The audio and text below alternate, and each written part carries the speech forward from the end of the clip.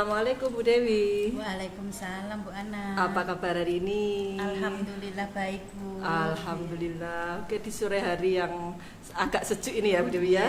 Kita kan akan melakukan proses coaching. Nah, di antara proses coaching itu kemarin kita sudah mengetahui bersama bahwa di antara kompetensinya itu adalah kehadiran penuh, kemudian kita bisa juga mendengarkan secara aktif dan juga mengajukan pertanyaan berbobot. Itu kompetensi-kompetensi yang harus dikuasai oleh coaching ya. Kemudian dari kompetensi tadi Bu, kira-kira kompetensi yang ingin dikembangkan oleh Bu Dewi saat ini apa ya? Baiklah Bu Ana, jadi di sini saya akan mencoba mengembangkan dua kompetensi Bu, yaitu yang pertama hadir penuh, kehadiran penuh. Ya, yang kedua yaitu dengan mendengarkan aktif. Baik, berarti fokusnya nanti di Bu Dewi adalah kehadiran penuh sama mendengarkan aktif ya. Kemudian dari kehadiran penuh dan mendengarkan aktif itu tadi, indikatornya apa Bu yang nanti bisa saya amati sebagai pengamat gitu? Jadi nanti di dalam kehadiran penuh ini saya akan mencoba menyimak dari apa yang disampaikan oleh coach, kemudian mendengarkan cerita dari coach dengan penuh rasa, kemudian menaruh rasa simpati dan empati dan tidak ngejudge dari apa yang disampaikan oleh coach. Oke, tidak menjudge ya. Jadi di antaranya menyimak, kemudian mendengarkan, simpati dan empati, serta tidak menjudge itu ya Bu Dewi yang nanti akan saya amati. Oke, berikutnya silahkan Bu Dewi untuk melaksanakan proses coaching. Kami persilahkan. Assalamualaikum Bu Andri. Waalaikumsalam Bu Dewi. Bu Andri kemarin kan ngajak jalan-jalan saya sampai ke singgahan sini, katanya ada yang mau diceritakan. Bu Dewi. Apa itu Bu Andri? Iya, ini saya ajak jenengan untuk jalan-jalan ke singgahan sekalian menikmati suasana baru ya. Sekalian saya juga curhat tentang permasalahan perpustakaan di sekolah saya Bu Dewi. Saya ini kan tahun ajaran baru ini saya mendapatkan tugas tambahan selain mengajar, saya mendapatkan tugas tambahan sebagai kepala perpustakaan. Ketika saya masuk ke perpustakaan itu, saya tuh jujur kaget. Yang pertama saya kaget itu buku-buku itu berserakan. Buku-buku banyak sekali berserakan, novel-novel baru, buku-buku baru itu sangat berserakan di mana-mana. Terus yang kedua, kebersihan juga kurang terjaga. Di depan perpustakaan saya itu masih banyak sekali sampah-sampah daun yang bertebaran di mana-mana. Terus selain itu masalah administrasi, kemarin saya tanya ke pustakawannya apakah sudah ada buku masuk, buku keluar itu sudah ditata atau sudah didata dengan baik, ternyata belum sepenuhnya baik. Terus yang paling sering terlihat itu kurangnya antusias murid untuk datang ke perpustakaan. Saya sendiri kurang tahu apa alasan mereka sehingga jarang, bukan hanya jarang tapi enggan lah. Ya mungkin hanya 1, 2 ataupun saat guru-guru kosong mengajak anak-anak ke meminta anak-anak untuk ke perpustakaan, mungkin itu saja. Yang lainnya ya kalau dengan kesadaran hati mungkin kalau di persen hanya 10-20% yang ke perpustakaan dengan kesadaran hatinya. Jadi Bu Andri di sini punya masalah dengan perpustakaan. Betul sekali. Sebagai tugas baru tambahan. Jadi perpustakaan yang Bu Andri pegang sekarang itu berantakan, kebersihannya kurang, penataannya juga kurang, kemudian antusias dari siswa itu kurang. Nah, harapan dari perpustakaan itu Bu Andri pengennya bagaimana? Di awal saya itu kan pada waktu saya masuk, saya sempat diskusi dengan pustakawan di situ. Namanya saya itu aja ya, saya manggilnya Mbak M. Mbak, gimana kalau kita rubah posisi perpustakaan kita?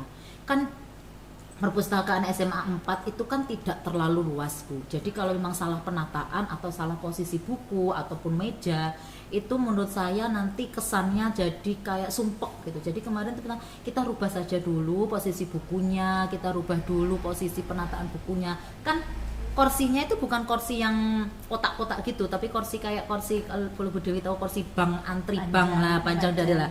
Kursinya seperti itu. Terus di dalam itu ada ruang referensi itu yang jarang dijamah oleh anak karena memang berisi buku-buku yang tidak boleh dipinjamkan lah.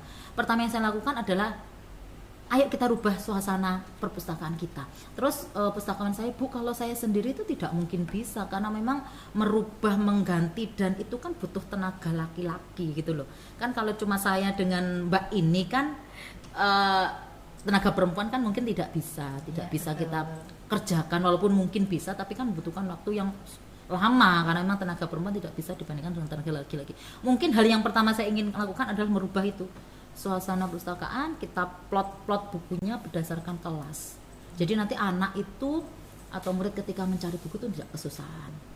Oke, jadi di sini Bu Andri menginginkan dari perpustakaan yang berserakan tadi ada langkah di sini yang akan Bu Andri capai, yaitu merubah posisi penataan buku, meja dan kursi. Nah, dari cerita Bu Andri ini tadi, ini kelihatannya ada masalah lagi. Ada pustakawan perempuan sendirian, betul, sehingga tadi menyebabkan masalah yang Bu Andri sebutkan tadi seperti kebersihan, penataan, dan kurangnya antusias siswa.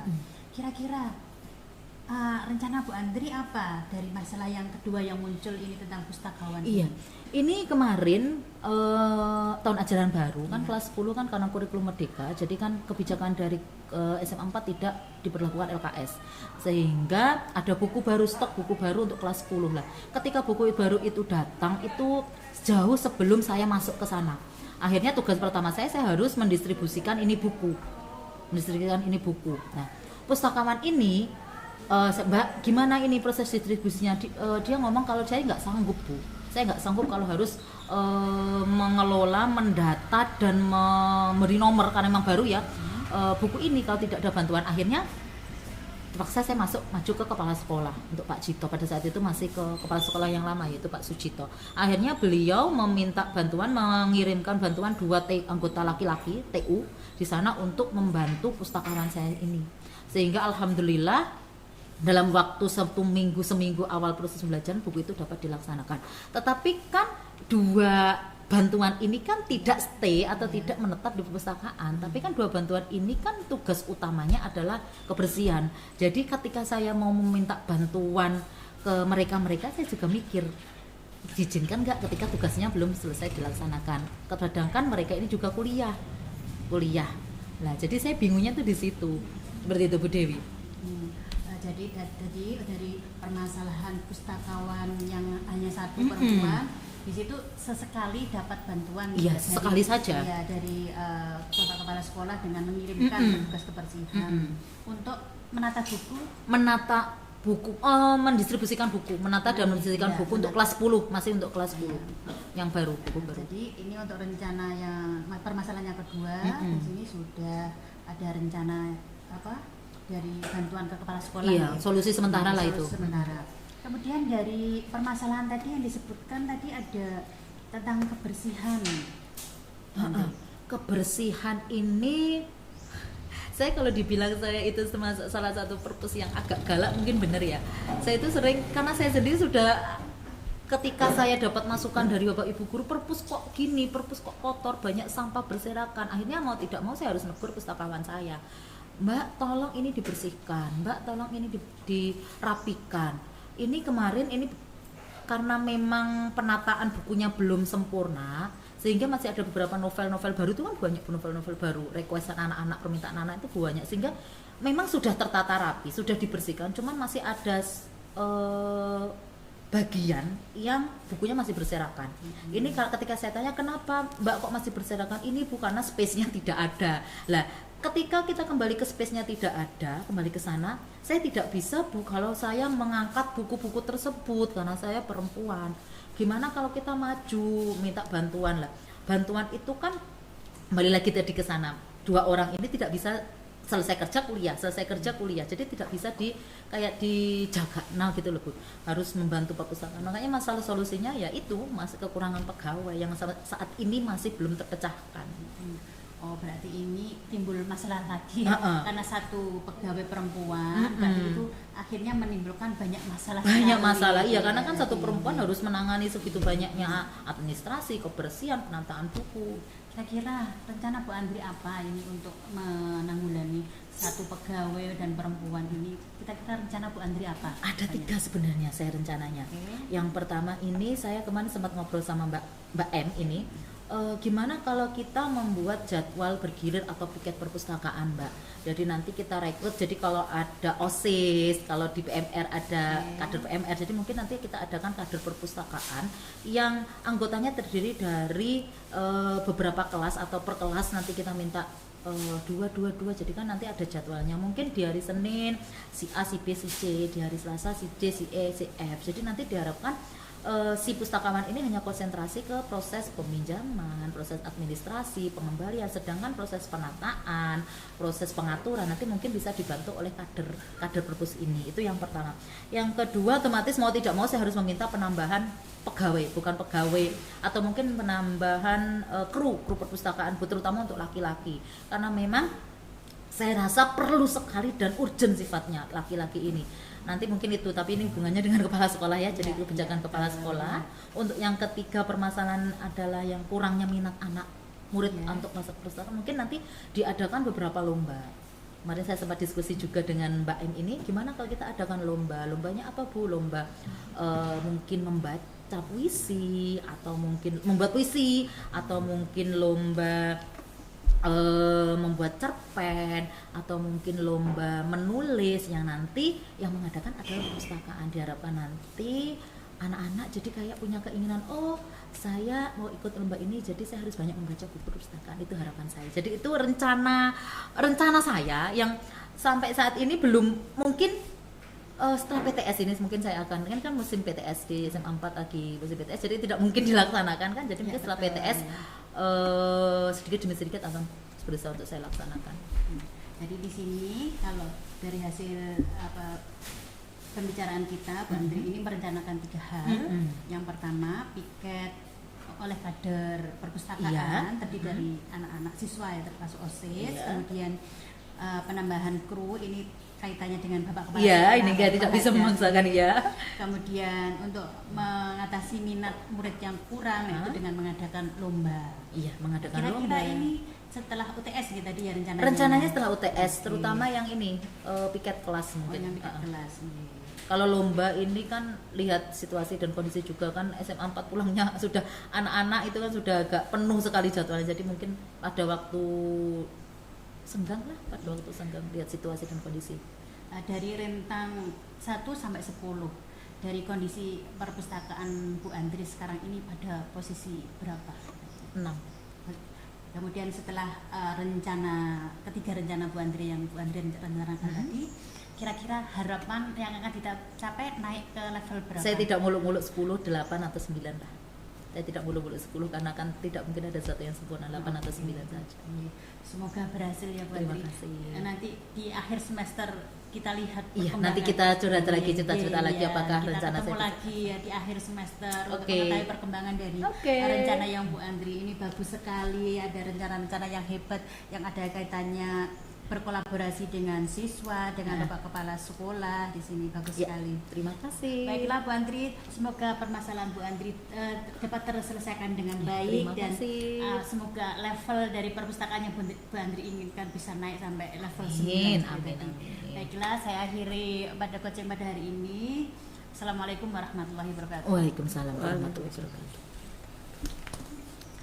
Baik Bu Dewi, bagus sekali coachingnya, sangat runtut sekali tadi saya perhatikan. Oke, dari hasil coaching yang sudah Bu Dewi lakukan, coba Bu Dewi sampaikan nih, apa yang sudah didapat dari coaching tadi, apakah sudah tercapai indikatornya, pengembangannya diinginkan. Tadi ingin mengembangkan kompetensi untuk kehadiran penuh sama mendengarkan aktif. Ini Bu Dewi bagaimana ini? Di sini tadi dari kompetensi hadir penuh, di sini tadi kan indikasinya saya menyimak, jadi saya memberikan kesempatan buat coach menyampaikan keluhannya, permasalahannya tanpa saya menyela. Jadi saya memberikan kesempatan penuh di sini. Itu tadi dengan menyimak dan mendengarkan dengan rasa. Kemudian dengan mendengarkan aktif saya tidak menjudge dari rencana-rencana yang dibuat oleh Koji itu. Jadi saya pikir tadi kompetensi saya sudah tercapai. Alhamdulillah, berarti tadi sudah merasa untuk mencapai kehadiran penuh sama mendengarkan aktif ya Bu. Bagaimana dengan alur tirtanya Bu? Apa sudah tersampaikan? Alur tirta tadi dari identifikasi masalah tadi, kemudian masalahnya tadi ada tentang perpustakaan yang berserakan, kebersihannya kurang, kemudian antusias siswa sangat kecil sekali, dan pegawainya di situ, petugasnya di situ perempuan.